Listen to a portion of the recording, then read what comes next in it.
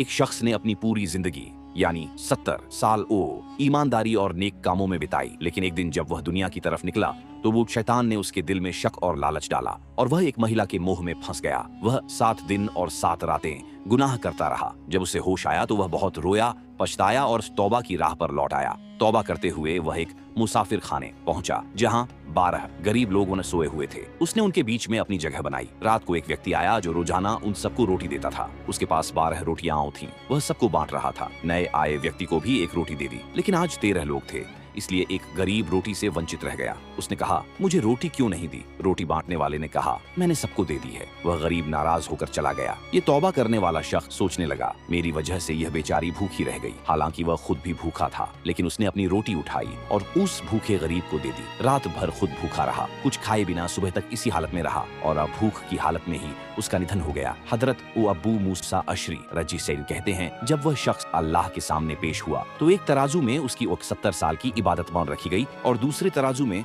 7 दिन के गुनाह भारी निकला। फिर उस एक रोटी उनको रखा गया जो उसने सच्चे दिल से मौत भूखे को दी थी। उस एक रोटी की वजह से अल्लाह ने उसके सभी गुनाह बाप माफ कर दिए और उसे जन्नत में दाखिल कर दिया। 2 महत्वपूर्ण बातें जो सीखने लायक हैं। 1, कभी यह मत सोचो कि हम गुनाह से सुरक्षित हैं। शैतान ने बड़े बड़े लोगों को भी बहकाया है। हमेशा अल्लाह से मदद मांगो, नेक लोगों के साथ रहो और अपने अंदर के गुनाह से डरते रहो। सदका और मदद गुनाहों को मिटा देती है।